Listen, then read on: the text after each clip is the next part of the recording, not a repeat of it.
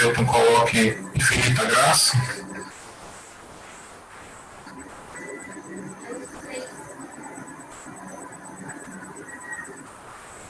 Se você puder acompanhar.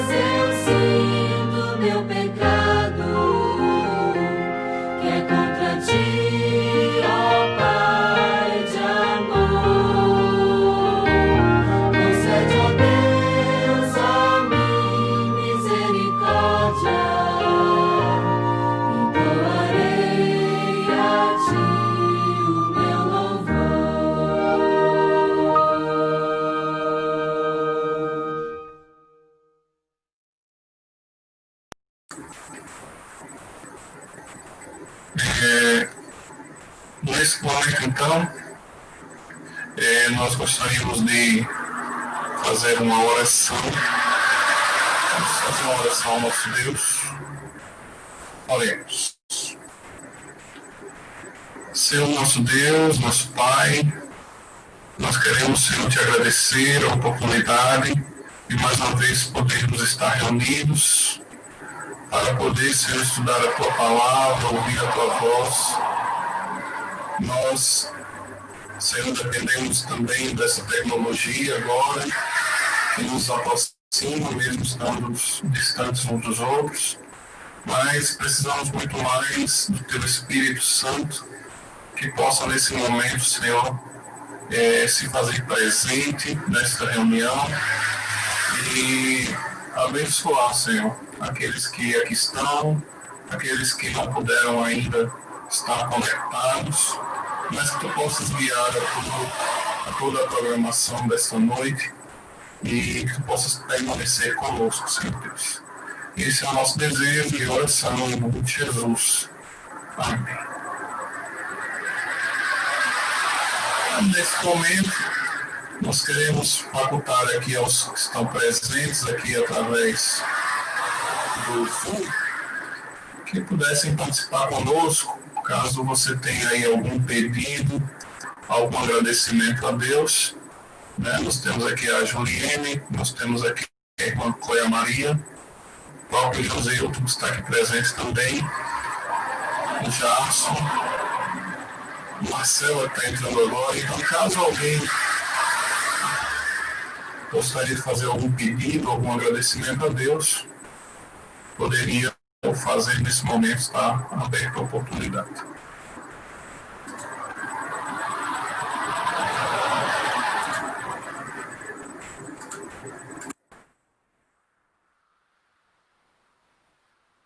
Só você habilitar aí o seu microfone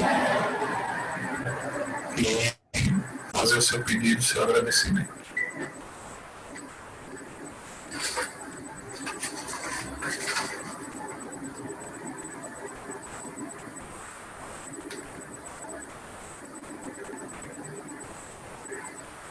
Gostaria de iniciar então agradecendo a Deus pela oportunidade de estarmos aqui juntos e agradecer a Ele também porque logo no início desse ano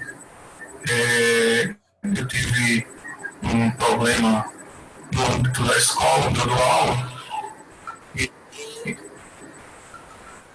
uma oportunidade ali me foi oferecido uma turma da qual eu já havia conversado com a direção da escola e que eu não gostaria de mudar de turma, mas de uma forma mais intimista, assim, mesmo por obrigação. A diretora havia me colocado para essa turma. E depois acabou que a escola mesmo não iniciou as aulas e com a pandemia até o momento também não. E acabou que Deus fez essa intervenção de maneira que eu consegui não apenas não dar aula a essa turma que não era o meu objetivo, mas também consegui mudar de escola, né? Acabei mudando de escola. E uma colega de trabalho, percebendo a forma como a direção impôs aquela turma e todo o constrangimento que houve, ela lembrou a mim a experiência que Moisés teve com seu irmão, né? Quando ele ali tentou impor e Deus o repreendeu, e ela, de forma bastante interessante, naquele momento disse para mim ali que assim como Moisés, Deus agiu com Moisés, porque era servo dele, Deus também agiu comigo. Eu fiquei realmente muito feliz, porque não apenas Deus resolveu o meu problema, como também foi uma forma de testemunho para a professora naquele momento. Por isso eu agradeço a Deus a forma como ele conduziu. De maneira que até agora não tivemos aula nessa escola ainda esse ano. Se mais alguém gostaria de agradecer a Deus, tiver algum pedido, algum agradecimento, pode fazê-lo nesse momento.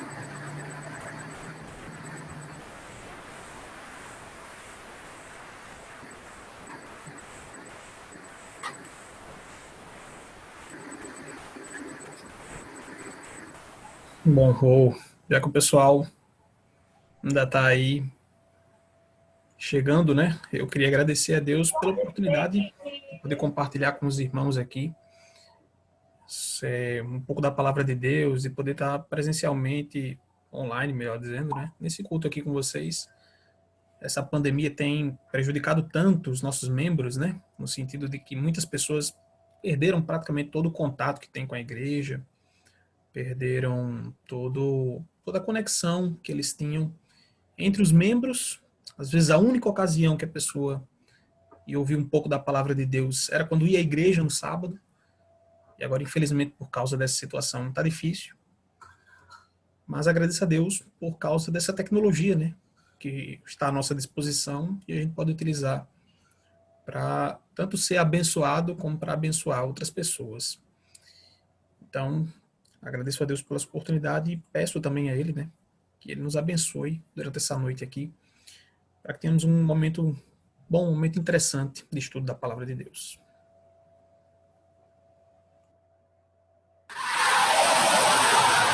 Ok, Jason, obrigado pelas palavras. Mais alguém gostaria de agradecer a Deus ou ter algum testemunho? O irmão Wellington também entrou aqui. Queremos destacar aqui a presença. A irmã Antônia também está presente. O Ângelo também acabou de se conectar.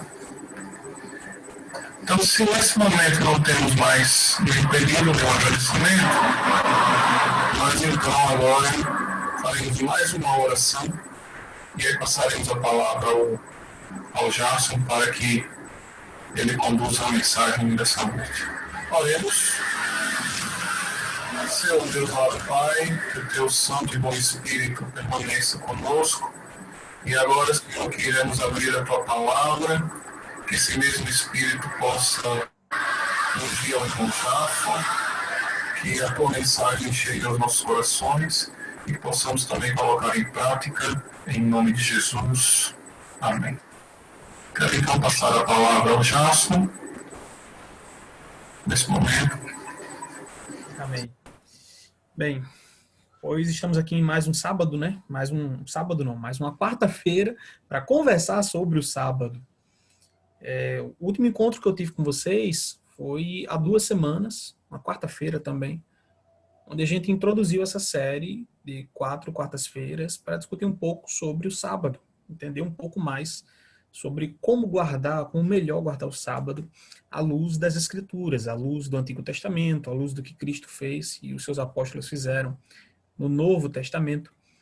Então, eu considero essa uma oportunidade muito boa para vocês tirarem dúvidas ou até aprofundarem no conhecimento, né? Sei que há algumas pessoas que são recém-batizadas na igreja, não sei se dos que estão aqui hoje, né, há algum, mas o que importa é que mesmo com anos de igreja, às vezes há detalhes, há informações nas Escrituras que a gente deixa passar e que um estudo da Palavra de Deus vai contribuir muito para nós nesse sentido, certo? Deixe-me só colocar aqui a apresentação que eu preparei para vocês, para agilizar aqui para nós.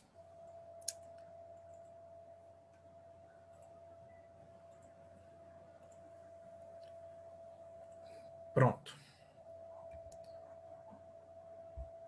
Bruno, você consegue ver aí na sua tela? Tela Descanso do Sábado? Ótimo, tranquilo. Então vamos iniciar, né? Nós vimos na nossa primeira quarta-feira sobre o sábado lá no Antigo Testamento, né? Especialmente com a ênfase no que não se fazer no dia de sábado. Nesse estudo eu quero dar uma ênfase um pouco diferente. Nós vamos ver agora o sábado aparecendo nos tempos do Novo Testamento, muita coisa diferente, né, em termos de sociedade, em termos de cultura, em termos de época. E eu também quero dar uma ênfase diferente, quero mostrar as coisas que se faz ou que se devem fazer no dia de sábado, certo? De acordo com o que nós entendemos aqui e conseguimos investigar da palavra de Deus. Então, deixe-me começar com vocês conversando sobre um tópico. O que é que mudou do Antigo Testamento para o Novo? Em termos de cultura e de sociedade, né? O que é que se tornou diferente? A sociedade do Antigo Testamento, ela termina ali, pelo menos nos escritos bíblicos, o que foi deixado para nós de registro, por volta do ano 400 antes de Cristo. Então, por volta dessa época, a voz profética calou no meio do povo de Israel. Deus não mais levantou profetas. Eles haviam acabado de retornar do exílio de Babilônia para reconstruir Jerusalém, para restabelecer a cidade, e não havia mais profetas depois que aqueles últimos profetas do Antigo Testamento morreram. Malaquias, Ageu, aqueles profetas que nós enxergamos ali, conhecidos como profetas pós-exílicos, ou seja, que vieram depois do exílio. Por causa disso, muitos judeus se tornaram temerosos com o sábado e com muitas outras práticas que Deus ordenou no Antigo Testamento. Por quê? Observe esses versos bíblicos aqui que eu vou mostrar para vocês. Qual era a causa da ida deles para o exílio? Por que eles saíram da terra deles e foram parar em Babilônia?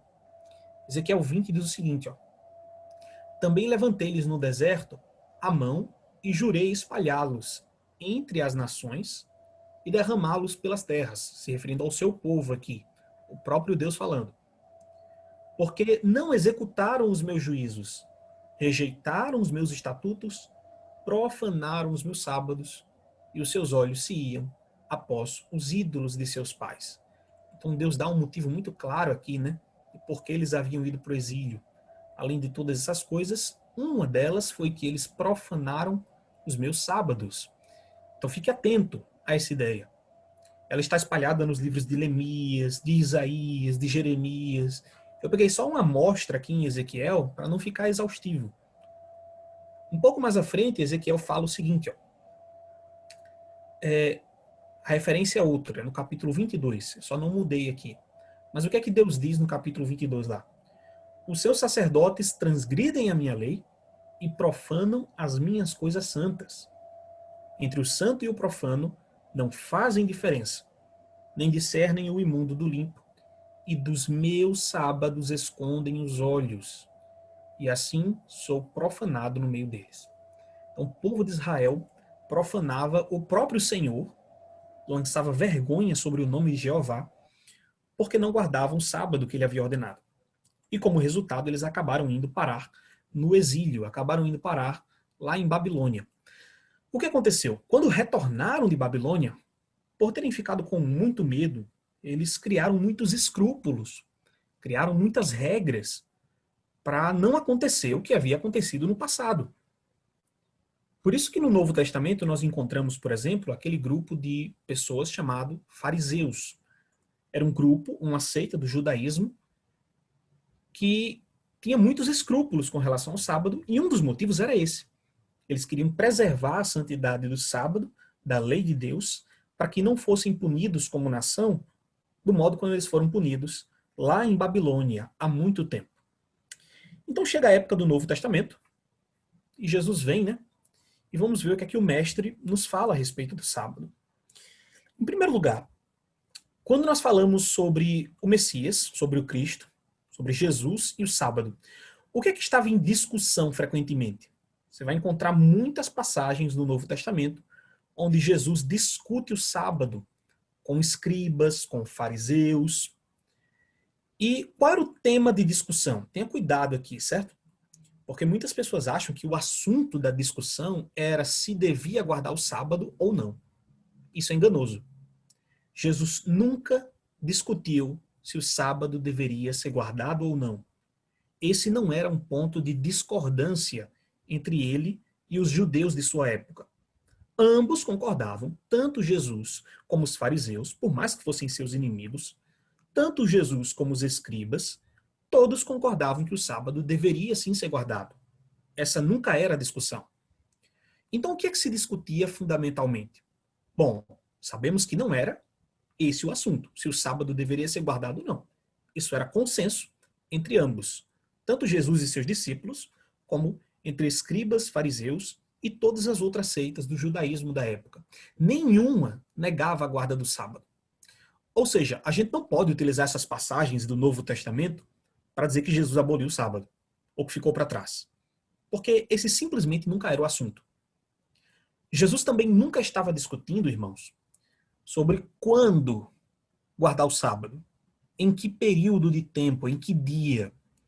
Jesus nunca discutia com os fariseus, por exemplo, se o sábado deveria ser guardado no 7º dia, ou no 6º dia, ou no 8º dia.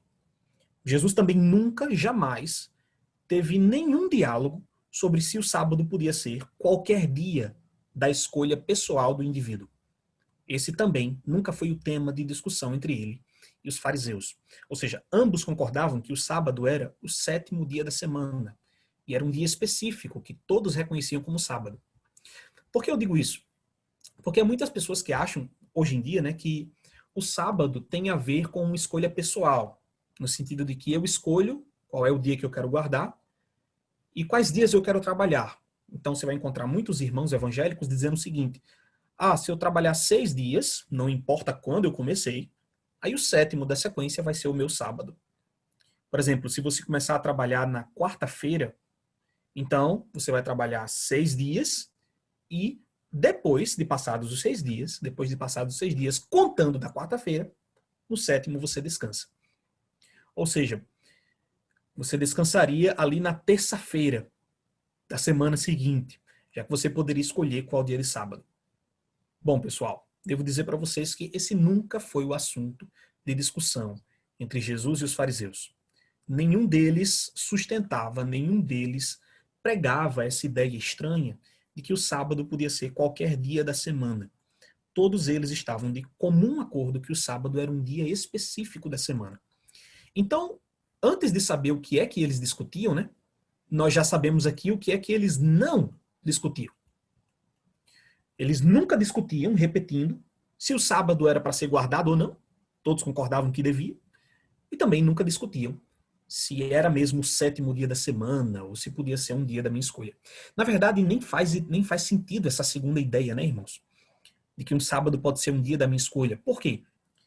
Imagine, por exemplo, aquele episódio em que Jesus vai passar pelas espigas, pela seara, e os seus discípulos estão colhendo espigas. Imagine que, no meio daquela situação, como aconteceu, os fariseus olham e dizem: teus discípulos estão colhendo espigas no sábado, fazendo o que não é lícito. Se o sábado pudesse ser qualquer dia, o que é que Jesus responderia? Opa, peraí, é o seu sábado, mas não é o deles. Entende porque não faz sentido essa ideia? Qualquer acusação sobre não guardar o sábado podia simplesmente ser despistada dizendo que esse não é o meu sábado é amanhã, ou o meu sábado é depois de amanhã. A prova de que o sábado não é um dia qualquer da minha escolha é o fato de que todos no Novo Testamento o reconheciam como um dia específico, e não guardar aquele dia era visto como transgressão, tanto por Jesus, como pelos seus apóstolos, como pelos fariseus em geral. Portanto, o que era discutido de fato entre Jesus e os seus opositores? O tema da discussão era exatamente como se guardar o sábado. Aqui é onde nós chegamos no ponto-chave. De que modo, como o sábado deve ser guardado? Qual é a melhor maneira? Quais são as práticas que são lícitas? Quais são as práticas que não são lícitas nesse dia? Esse sempre era o assunto de todas as passagens bíblicas do Novo Testamento, em que você vai encontrar Jesus discutindo sobre o sábado. A temática central era o modo correto de guardar esse dia, quais eram os hábitos que deveriam ser mantidos e quais deveriam ser desprezados. Especialmente isso aqui, ó. Qual era o espírito correto da guarda do sábado? Qual deveria ser a motivação certa para se guardar esse dia, certo? Então já despistamos aqui um pensamento muito comum de que Jesus estaria abolindo o sábado nessas passagens. Não faz sentido. Um outro pensamento muito comum é que o Novo Testamento não traz nenhum mandamento para guardar o sábado. As pessoas dizem assim, né? Ah, mas não há nenhuma ordem para se guardar o sábado no Novo Testamento. É até comum você encontrar na internet, por exemplo, algumas pessoas colocando assim, ó, vamos listar os 10 mandamentos. Há ordens para se guardar 9 mandamentos, menos um, que é o sábado. É o que eles dizem em geral, né?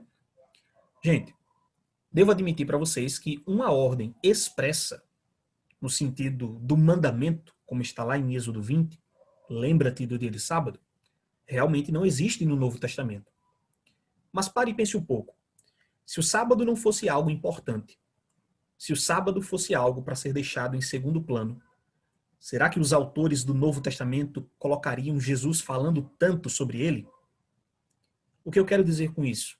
Que todas as vezes em que nós encontramos Jesus falando sobre o sábado no Novo Testamento, ele está disciplinando, ordenando, mostrando a maneira ideal de se guardar o sábado na nova aliança. Então, todas as vezes que você encontra Cristo discutindo esse assunto aqui, ó, sábado, ó, ele está implicitamente assumindo a validade do mandamento e mostrando como ele deve ser guardado. Portanto, essa ideia de que não há nenhum mandamento para se guardar o sábado no Novo Testamento, ela parte de uma ideia errada, né? Como se Jesus precisasse repetir a ordem. Não, a ordem já tinha sido dada há muito tempo, desde o Sinai, desde o Éden. Desde o princípio já existia essa ordem. Tudo que Jesus estava fazendo, quando veio a esse mundo, era explicar o princípio, o espírito da lei que Deus já havia dado. Então Jesus não precisava repetir o mandamento, palavra por palavra. Não espere encontrar, e nem é necessário, Jesus dizer, lembra-te do dia de sábado para o santificar. Não é necessário Jesus dizer essas palavras, porque essa ordem continuava vigente na época dele. Portanto, essa ideia de que não havia mandamento algum para se guardar o sábado no Novo Testamento também não faz sentido. Então, despistadas essas duas ideias aqui, eu quero com vocês agora entrar em algumas passagens para a gente entender qual era o costume de Jesus, seus hábitos, suas práticas no Novo Testamento com relação ao dia de sábado, para que nos ajude a entender como melhor guardar esse dia, né? Em Marcos capítulo 1, logo na abertura do Evangelho, já é dito o seguinte, ó, o Evangelho conforme Marcos, né? Ele diz que depois entraram em Cafarnaum E logo, no sábado, foi ele ensinar na sinagoga. Aqui está uma coisa que vocês vão encontrar muito frequentemente no Novo Testamento, nos evangelhos, inclusive no livro de Atos, com os apóstolos, certo? Eles frequentemente iam à sinagoga no sábado para fazer isso aqui, ó, ensinar. E esse texto fala de Cristo, do nosso mestre. Portanto, o ensino era uma prática comum e até mesmo repetida por Jesus nos dias da sua vida nesse mundo. Note, gente, que é importante você fazer uma distinção entre a sinagoga e o templo, tá? Templo em Israel só existia um. Para você não achar que as nossas igrejas são parecidas com o templo, né? O templo era um edifício central que estava em Jerusalém e onde as pessoas se reuniam para fazer os holocaustos, era onde os sacerdotes trabalhavam e etc. As sinagogas, pelo contrário, existiam várias, inclusive fora de Jerusalém. Mais semelhante ao que nós temos hoje seria a sinagoga. Hoje nós não temos igrejas, né? Me refiro aqui aos templos que nós frequentamos. O melhor paralelo das igrejas que nós temos hoje são as sinagogas, lá no Novo Testamento. Você vê que não existia sinagoga no Antigo Testamento, né? Só existia o templo. Todo mundo se reunia lá, diante do templo e não dentro dele. Onde é que as pessoas entravam, adoravam e conviviam lendo as escrituras normalmente? Na época do Novo Testamento. Isso era feito aqui, ó, na sinagoga. Então, se fosse na nossa época, né, o autor substituiria aqui a palavra sinagoga por igreja, mostrando que Cristo tinha o costume de se congregar no dia de sábado e mais, de ensinar nesse dia. Mais adiante, vejam Marcos capítulo 6, ele repete praticamente as mesmas frases, né? Os mesmos termos e palavras são colocados aqui. Fala que, chegando o sábado, passou a ensinar na sinagoga. Isso aqui já era em outra cidade. Qual foi a cidade do capítulo 1? Ele disse que era em Cafarnaum. Aqui ele já coloca numa outra localização, Jesus também chegando na sinagoga daquele lugar, veja que existia mais de uma, chegando na sinagoga daquele lugar e também ensinando no dia de sábado. Portanto, era corriqueiro na vida do mestre ir ao sábado, entrar na sinagoga e participar da atividade de ensino, né? Veja que Jesus também era reconhecido, pelo menos entre as pessoas, como um rabi, como alguém que ensinava, como um mestre, né?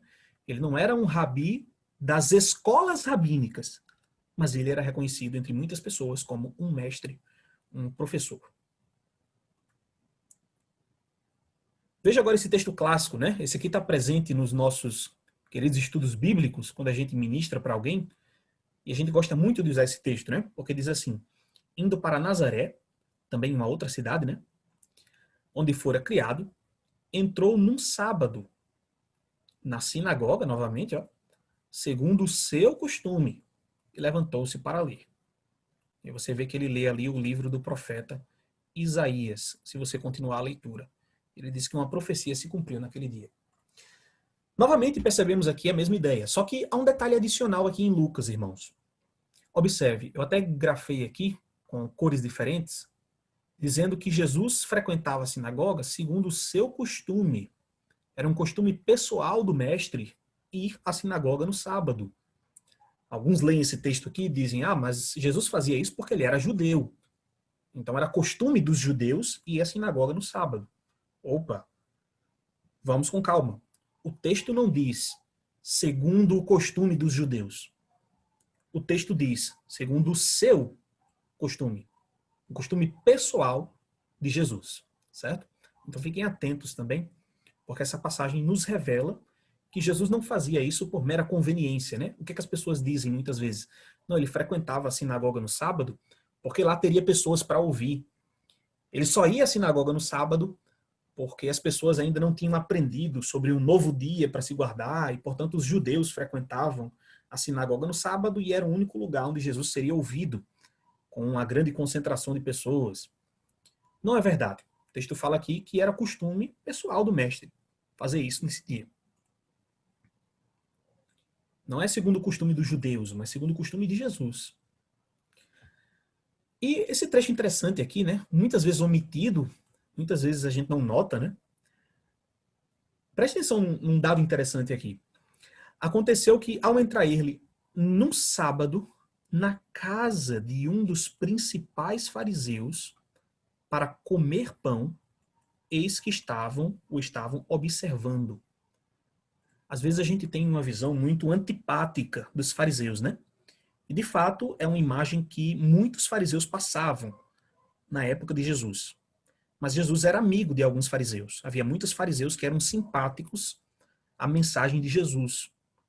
Por exemplo, notadamente, nós temos ali Nicodemos, que era parte do grupo dos fariseus e era simpático à mensagem do mestre e se converteu à fé cristã. Ele não era o único, certo? Havia muitos fariseus que seguiam a Jesus. Nós vemos aqueles embates de Jesus com alguns fariseus, mas não eram todos que se opunham ao seu ministério. Pelo contrário, muitos o reconheciam como um mestre que vinha de Deus. Lembre do que Nicodemos disse, né? Ele disse assim, ó, mestre, sabemos que és da parte de Deus. Olha o plural, sabemos. Então Nicodemos e muitos companheiros seus eram simpáticos a Jesus. E aqui Cristo estava na presença deles, né? Ele queria ensinar algo. Embora muitos fossem simpáticos a ele, eles não entendiam muito bem os ensinos e os atos de Jesus. Aqui em Lucas 14, Jesus realiza uma cura para ensinar para eles sobre fazer o bem no sábado, né? Mas ele foi lá, a princípio, para poder comer, para celebrar esse dia na presença de alguns fariseus que queriam recebê-lo. Certo? E ele fez isso no sábado, né? Ou seja, no dia de sábado, Jesus também visitava amigos, Jesus estava na presença de pessoas que queriam ouvir suas palavras.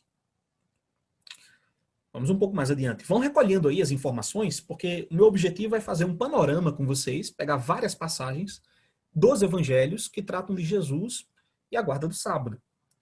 Por isso que eu quero ver com vocês aqui, estou passando por esses textos sem me demorar tanto em cada um deles.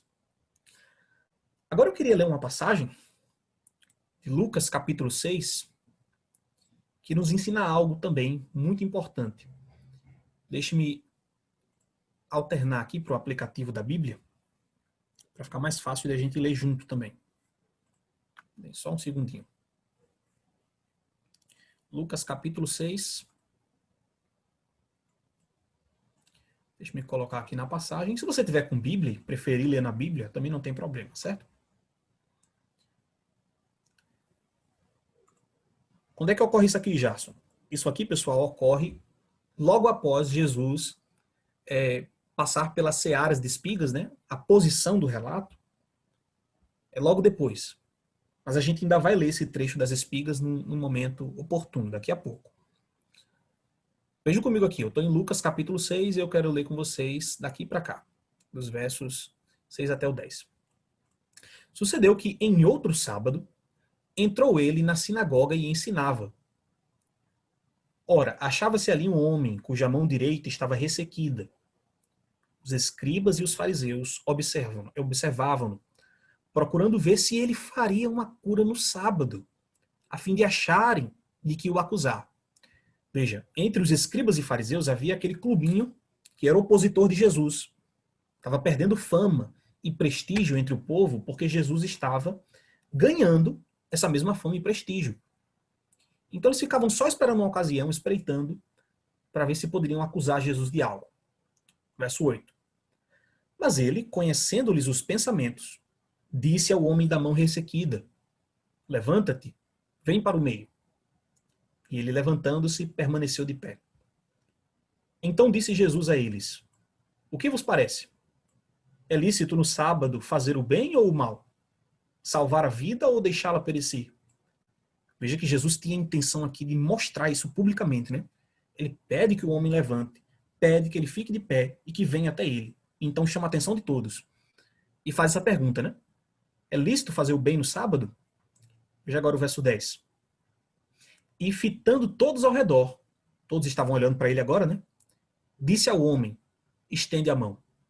Ele assim o fez, e a mão lhe foi restaurada. Então note que era a intenção clara de Jesus aqui mostrar sobre o que se deve fazer no sábado. É lícito fazer bem aos sábados. Note que uma das formas corretas, agradáveis a Deus de guardar o sábado, não é apenas indo à igreja, não é apenas visitando um membro, mas é fazendo bem às pessoas que necessitam, certo? Todas essas coisas podem, obviamente, ser conciliadas e relacionadas, né? Você pode ir à igreja para fazer uma atividade social, visitar alguém, e não precisa ser todo sábado do mesmo jeito, né? Você nota que Jesus tinha uma rotina bem diferente. Na verdade, era quase uma ausência de rotina, né? De tantas coisas diferentes que aconteciam, sábado após sábado, com ele. Agora eu quero ler uma outra passagem aqui,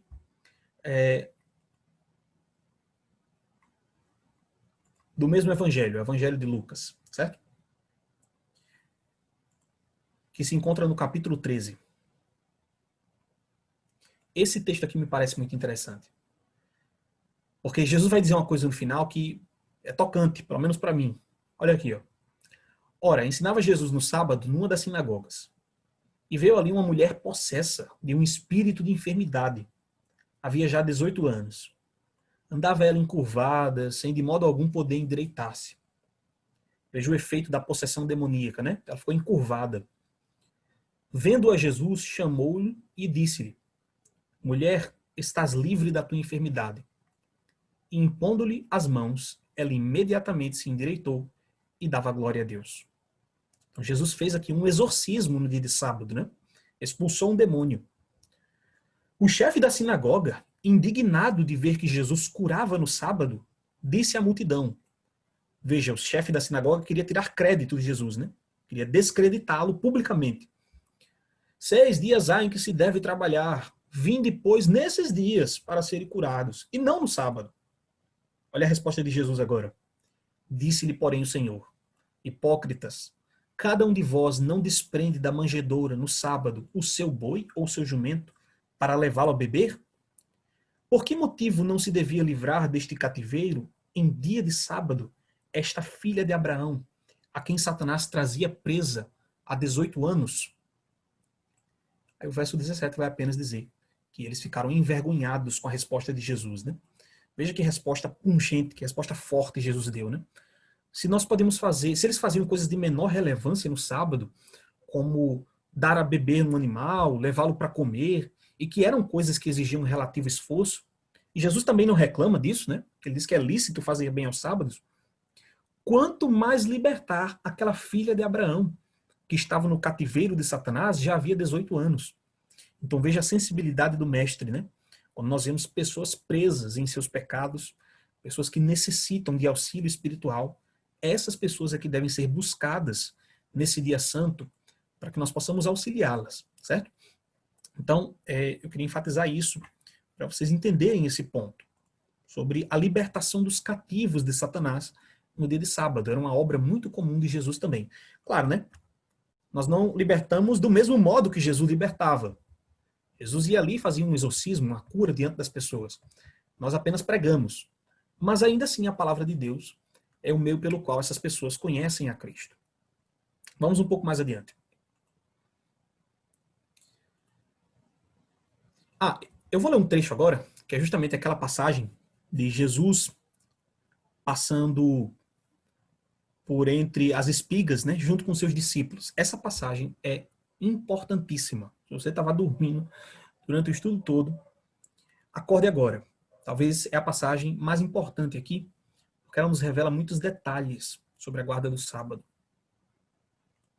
Vamos ler comigo. Por aquele tempo, em dia de sábado, passou Jesus pelas searas. Ora, estando os seus discípulos com fome, entraram a colher espigas e a comer. Os fariseus, porém, vendo isso, disseram-lhe: Eis que os teus discípulos fazem o quê? O que não é lícito fazer em dia de sábado. Ser lícito ou não, irmãos, tem a ver com uma norma, ok? Ser lícito ou não tem a ver com uma regra.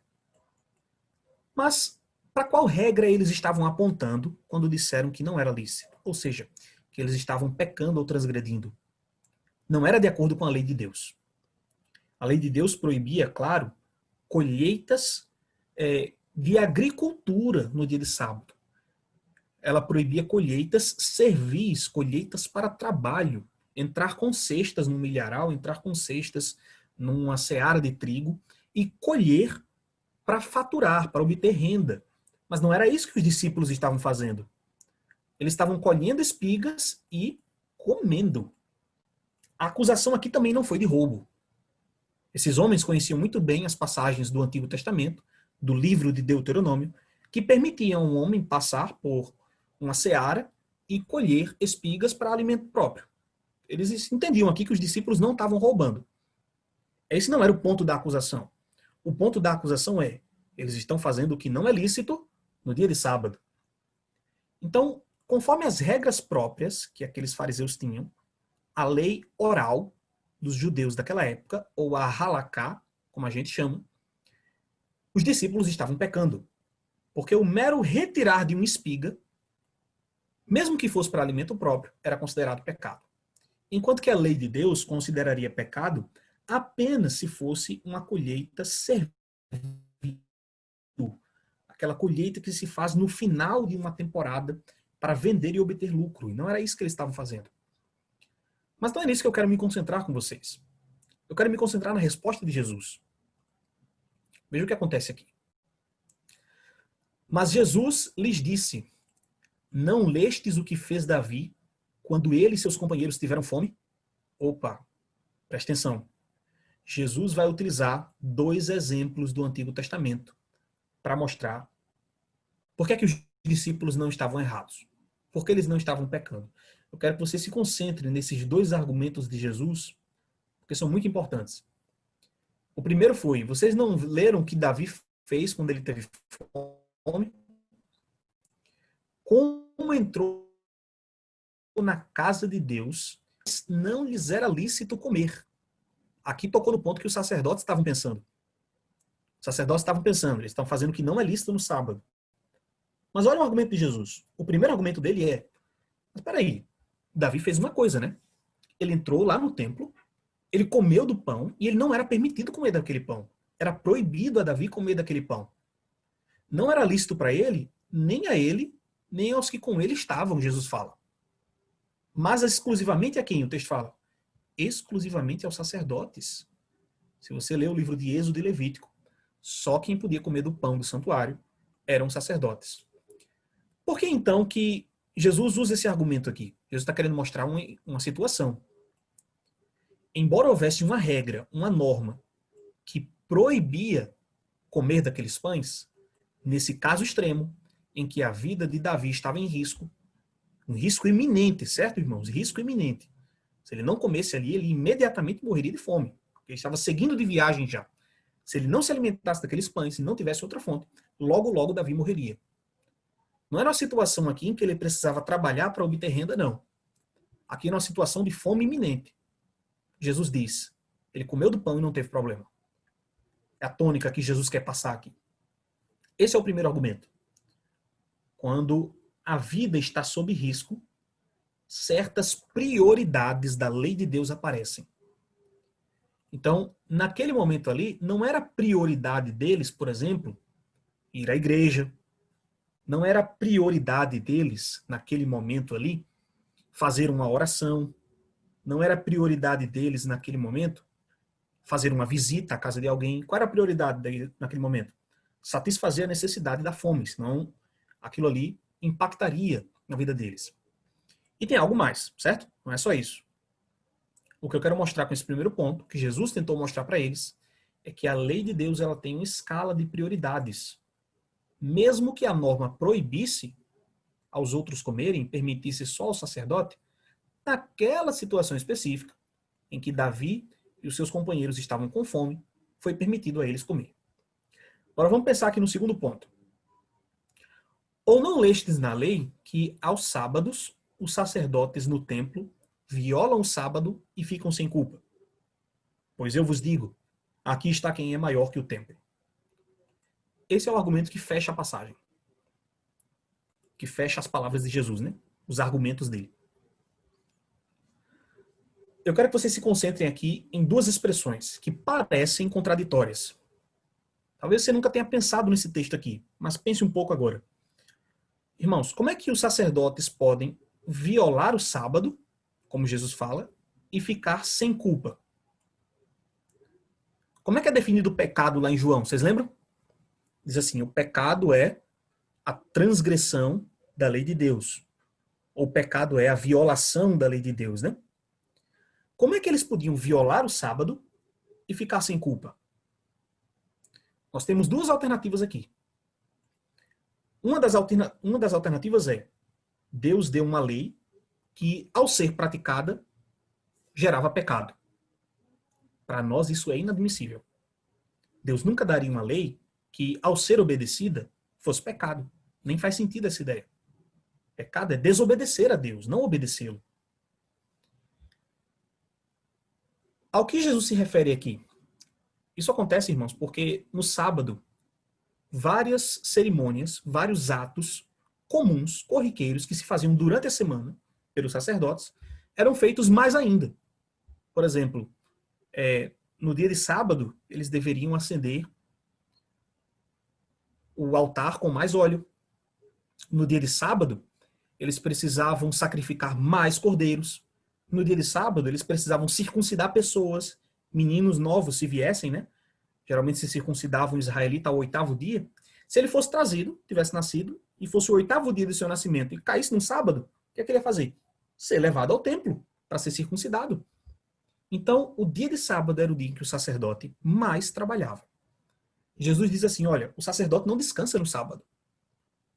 Em outras palavras, ele viola o sábado, entre aspas, mas fica sem culpa. O que Jesus está dizendo aqui é, o sacerdote ele não está quebrando a lei de Deus. Se quebrasse, seria culpado. Mas ele é inocente, ele fica sem culpa. Ele não está violando a lei de Deus literalmente. Não está quebrando nenhuma norma, nenhum princípio. Senão ele seria culpado. Mas Cristo diz claramente, ficam sem culpa. Eles não são culpados por trabalharem em dobro no sábado. Por quê? Agora pergunte-se por quê. Por que o sacerdote, por que o pastor, por exemplo, ele pode trabalhar no sábado mais do que nos outros dias da semana e não ser culpado por isso? Por um motivo específico. As obras que o sacerdote realizava no sábado, as obras que o pastor realiza no sábado, são atividades relacionadas à obra de Deus.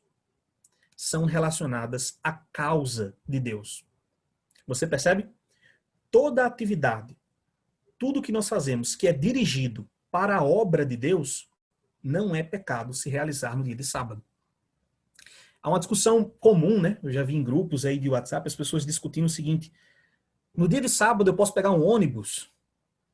Ou no dia de sábado, se a igreja for distante, eu posso chamar um Uber? E as pessoas ficam debatendo esses pontos porque não entenderam o princípio que Jesus apresenta aqui. Irmão, se você está pegando um Uber, se você está pegando um ônibus para ir pregar na igreja, para levar a palavra de Deus para alguém, você não está pecando. Porque você está submetendo aquele serviço aos princípios da obra de Deus. Você está fazendo uso daquele serviço para servir a Deus. O que Jesus está tentando mostrar aqui é justamente isso. Essas coisas que normalmente não seriam lícitas, por exemplo, você pegar um Uber para ir se divertir no dia de sábado é uma coisa. Agora você pegar um Uber para ir até a igreja, para louvar a Deus, para pregar, para cantar, para participar de um ministério, o que você está fazendo é submeter aquele serviço à causa, ao ministério de Deus. Portanto, Jesus diz, nesse caso, não há culpa, não há quebra, não há transgressão da lei de Deus. Deixa eu pegar um outro exemplo prático aqui. Digamos que os microfones da igreja, de última hora ali, quebrem. Dia de sábado. Será que é pecado ir naquele sábado e, de urgência, comprar um microfone para poder corrigir a situação da igreja? Novamente, você está submetendo aquilo ao serviço do Senhor, numa situação de emergência. Como os discípulos fizeram. O que normalmente seria pecado, né? Ficar perambulando pelo meio de uma seara no dia de sábado sem objetivo nenhum, colhendo espigas, isso aí normalmente seria pecado. Nessa situação não foi. Por quê? Eles estavam voltando da pregação com Cristo. Eles estavam se encaminhando para fazer a obra do Evangelho. Então a conclusão de Jesus é, se no sábado os sacerdotes trabalham em dobro e ficam sem culpa, pode ter certeza que comigo há menos culpa ainda. Porque aqui está quem é maior que o templo. Eles servem ao templo e Deus não os culpa. Agora eles estão servindo a mim. Não há culpa nenhuma nos meus discípulos. Por isso que Jesus conclui a passagem dizendo: aqui está quem é maior que o templo, né? Você percebe o argumento de Jesus aqui? O que Jesus está explicando para essas pessoas que o perseguiam é que servir ao templo, como os sacerdotes fazem, não tinha culpa alguma, mesmo que trabalhassem em dobro no sábado. Mas Jesus disse: eles estão servindo aqui, os meus discípulos, a alguém que é maior que o templo. Por isso não há pecado nenhum. Veja uma outra situação análoga, né, em que Jesus comenta algo parecido, lá no Evangelho de João. Isso aqui é a passagem de Mateus, tá, irmãos? Mas eu vou mostrar uma outra passagem que está em João aqui, que traz uma ideia parecida. Os homens estavam acusando Jesus por ter curado no sábado. Vejam o que o mestre diz aqui nessa passagem. Pelo motivo de que Moisés vos deu a circuncisão, se bem que ela não vem dele, mas dos patriarcas, né? A circuncisão veio em Abraão. No sábado, circuncidais um homem. Não é o que acontecia? Se o homem precisasse ser circuncidado e fosse sábado, eles faziam isso. Olha o que Cristo diz agora. E se o homem pode ser circuncidado em dia de sábado, ou seja, não era pecado, não havia culpa, para que a lei de Moisés não seja violada, por que vos indignais contra mim? Pelo fato de eu ter curado num sábado, ao todo, um homem. Você percebe a lógica de Jesus aqui? Olha, todo sábado lá no templo, dezenas e dezenas de crianças são circuncidadas. Vários homens que se convertem ao judaísmo são circuncidados no sábado. E vocês estão reclamando comigo porque eu curei um homem ao todo? Eles não percebiam que a obra era para a mesma pessoa. Aquela obra de circuncidar as pessoas no templo era para Deus. E não havia culpa naquilo. Mesmo que se trabalhasse mais no sábado. Jesus, do mesmo modo. A cura daquele homem servia à causa, às obras de Deus, né? Por isso não havia culpa também no que Jesus fazia. Pelo contrário, era lícito até, né? Tudo que nós fazemos no sábado, que se submete ao serviço do Senhor, que tem a ver com a obra, com a causa de Deus, não é pecaminoso, certo? Se praticado de acordo com os outros princípios da Bíblia também, né? Você não pode, sob esse argumento aí, fazer qualquer coisa, literalmente, né? No dia de sábado. Só aquelas que estão relacionadas à obra. E a passagem de Mateus conclui assim, ó, para nós fecharmos aqui. Jesus fala: aqui está quem é maior que o templo, e em seguida diz: mas se vós soubesses o que significa, aí ele cita um texto do Antigo Testamento: misericórdia quero e não holocaustos, não teríeis condenado inocentes. Jesus diz claramente que os seus discípulos eram inocentes naquela situação. E ele conclui: porque o Filho do Homem é Senhor do sábado. Gente, será que o sábado não aparece mesmo no Novo Testamento? Jesus associa o seu preferido título messiânico, o título que Jesus mais gostava de utilizar, esse aqui, ó, com ser Senhor do sábado. Será que é realmente uma coisa sem importância o dia de sábado? Jesus tem vários títulos messiânicos, né, no Novo Testamento. Ele é chamado de Filho de Deus, Filho de Davi, o Messias, o Cristo. Mas o título preferido de Jesus é Filho do Homem. É o termo que mais aparece na boca do mestre nos evangelhos. E ele associa o título Filho do Homem com ser Senhor do sábado, certo? Então fica claro aqui a importância do sábado para Jesus e como ele guardava, né? Como ele fazia isso. A passagem paralela de Marcos acrescenta um detalhe que Mateus não colocou. Jesus disse que o sábado foi estabelecido por causa ou em benefício do homem. Certo? Em benefício do homem. Ou seja, tudo aquilo que beneficia o ser humano, especialmente aquelas atividades espirituais que garantem o bem-estar eterno de alguém, não apenas o bem-estar presente, né? Mas aquelas atividades que garantem o bem-estar eterno de uma pessoa, como pregar, evangelizar, orar, visitar pessoas, são as atividades mais recomendadas para o dia de sábado. Jesus disse que não foi o homem que foi feito por causa do sábado, mas o contrário. E repete o mesmo dito que Mateus registra, de que o Filho do Homem é Senhor também do sábado. Tá? Tem só mais duas passagens que eu quero ver com os irmãos. Eu sei que estamos nos estendendo um pouco aqui, mas eu quero realmente que vocês tenham uma visão o mais panorâmica possível sobre o sábado e Jesus. Para você não ser pego de surpresa aí, quando encontrar uma situação em que alguém lhe pergunte ou que você mesmo tenha que decidir, né? Você não pode decidir situações da sua vida se você não conhece a Escritura. Você vai se deparar com situações no dia de sábado que você vai ter que pensar: eu faço isso ou não faço? E aí é orientado pela palavra de Deus que você vai decidir. Isso aqui está no capítulo 5 de João. Jesus havia curado um homem, né? E os judeus perseguiam Jesus porque fazia estas coisas no sábado. Curava pessoas, né? Mas ele lhes disse: meu pai trabalha até agora e eu trabalho também. Por isso, pois, os judeus ainda mais procuravam matá-lo, porque não somente violava o sábado, mas também dizia que Deus era seu próprio pai, fazendo-se igual a Deus. Alguns irmãos evangélicos às vezes se apegam a essa passagem aqui dizendo o seguinte: ó, Jesus violava o sábado. O texto está dizendo. Mas calma aí, né? Isso aqui era o que os judeus achavam. Os judeus perseguiam Jesus porque achavam que ele violava o sábado. Mas eu não quero me concentrar nisso. Eu quero que você se concentre nisso aqui, ó. Olha a resposta de Jesus. Meu pai trabalha até agora e eu trabalho também. Essa frase de Jesus sim é complicada e curiosa. O que era proibido no dia de sábado, irmãos? Trabalho, né? Era proibido o trabalho no dia de sábado. Por que Jesus disse então: meu pai trabalha até agora e eu trabalho também? Será que ele estaria afrontando a lei de Deus? Não, gente. O que acontece aqui é o seguinte. Vocês têm que lembrar do nosso primeiro estudo. Nós vimos no primeiro estudo que no dia de sábado, Deus não parou tudo. Ele não parou completamente. Deus parou uma atividade específica. A obra da criação. Quando o texto fala que Deus descansou, ele descansou ou cessou a obra da criação. Mas Deus continuou fazendo várias outras coisas ainda.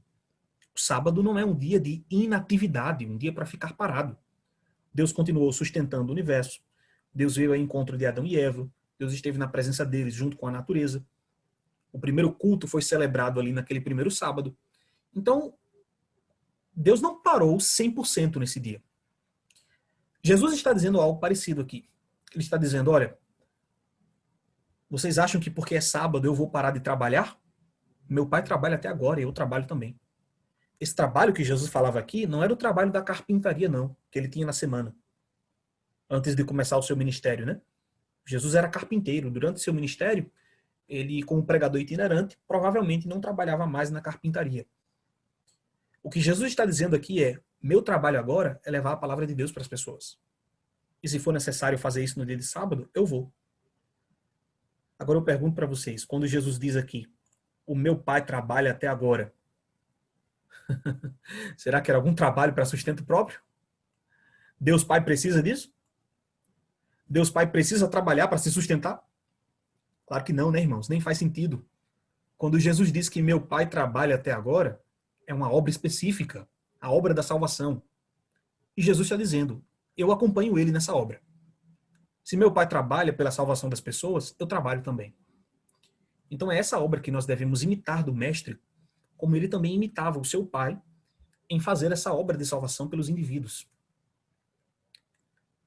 Como último texto... isso é importante, tá, gente? Deixa eu só mencionar aqui, antes da gente ir para o último texto. Capítulo 5 de João, se você ler inteiro, você vai perceber um aspecto específico da obra do Mestre, da obra de Jesus. Jesus aparece aqui na sua relação com Deus o Pai, nesta relação aqui, ó, relação de pai e filho. Filho aqui especialmente como um imitador do Pai. Se você ler o capítulo 5 de João, você vai ver Jesus dizendo o tempo todo, né? Se meu pai faz isso, eu também faço. Se meu pai ressuscita os mortos, eu também ressuscito os mortos. Tudo que o pai faz, o filho também faz. Jesus aparece aqui no capítulo 5 de João como aquele que reproduz o comportamento do seu pai. E nós também, né, como filhos de Deus, devemos reproduzir o comportamento de nosso pai. Por fim, para nós finalizarmos, essa passagem aqui não trata especificamente sobre Jesus. Mas já cria uma ponte aí para a próxima quarta-feira, onde vocês vão estudar sobre o sábado e os discípulos, né? Isso aqui se refere após a morte de Jesus. Ó. Então se retiraram as mulheres e os discípulos, né? Para preparar aromas e bálsamos, que eram colocados num corpo morto no dia de sábado. Jesus havia, após o sábado, né? Jesus havia aqui descansado, ele havia acabado de morrer, e o seu corpo foi depositado na tumba. Como já era sábado, essas mulheres não foram até o corpo de Jesus para embalsamá-lo. O que elas fizeram? No sábado, descansaram, segundo o mandamento. O Novo Testamento ainda apresenta o dia de sábado como um dia de descanso. Nós também devemos descansar nesse dia. Não se trata apenas de trabalho, mas trata-se também sobre descansar, certo? Um dado curioso é que Lucas escreveu isso aqui mais de 40 anos depois do acontecimento, né? Às vezes a gente acha que os evangelistas estavam ali, ao pé da cruz, escrevendo tudo, né? Não, Lucas escreveu isso aqui mais ou menos uns 40 anos depois. E ainda assim ele diz que o sábado é um mandamento. Seria uma ótima oportunidade para dizer aqui, né? E no sábado descansaram segundo o mandamento do jeito que era na época, mas hoje é diferente. Lucas não diz isso. Para Lucas, o sábado, que era um mandamento para eles, continua sendo um mandamento para quem lesse esse evangelho em qualquer momento que fosse. Em Mateus 24, 20, no seu sermão profético, Jesus fala sobre uma fuga, a fuga dos judeus, quando Jerusalém fosse cercada. Orai para que a vossa fuga não se dê no inverno nem no sábado. Nesse texto, Jesus está tratando da queda de Jerusalém, que aconteceu, sabe em que ano? 70 depois de Cristo. Muito tempo depois de Jesus já ter retornado para o céu. Portanto, Jesus ainda considerou que nessa época eles estariam guardando o sábado, né? Orai para que a fuga não aconteça no sábado, é claro que é porque nesse dia os seus seguidores estariam descansando.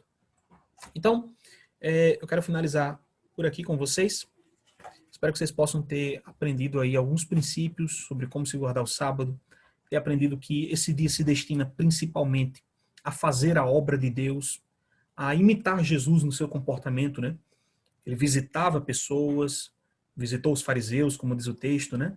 Ele ia à sinagoga, ele ensinava nesse dia. Jesus também fazia exorcismos no dia de sábado. Claro que para ele essa era uma coisa comum, devido ao seu ministério. Para nós, nem tanto.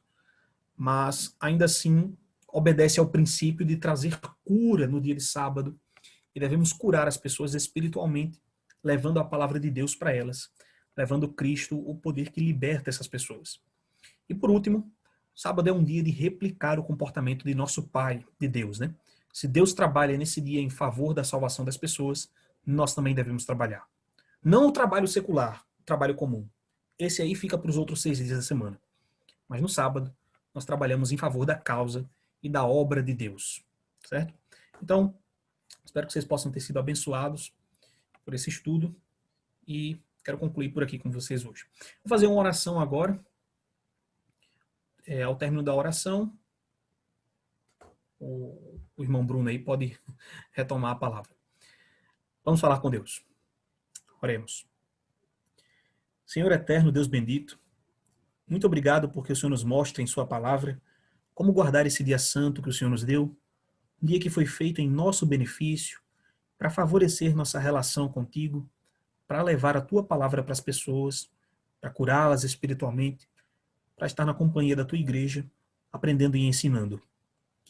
Que o Senhor possa permanecer conosco, nos instrua na prática, a cada sábado, sobre como obedecer teus princípios, sobre como te amar melhor. Nós somos falhos, somos pecadores, mas sabemos que o Senhor nos perdoa no sangue de Jesus Cristo, seu Filho bendito, que o Senhor nos coloca numa nova direção e num novo caminho para te obedecer. Fica com cada um de nós, abençoa esses irmãos que velaram até esse momento, ouvindo da tua palavra, e permanece com cada um deles. Essas coisas eu te suplico, nós te suplicamos, no nome do seu Filho Jesus. Amém.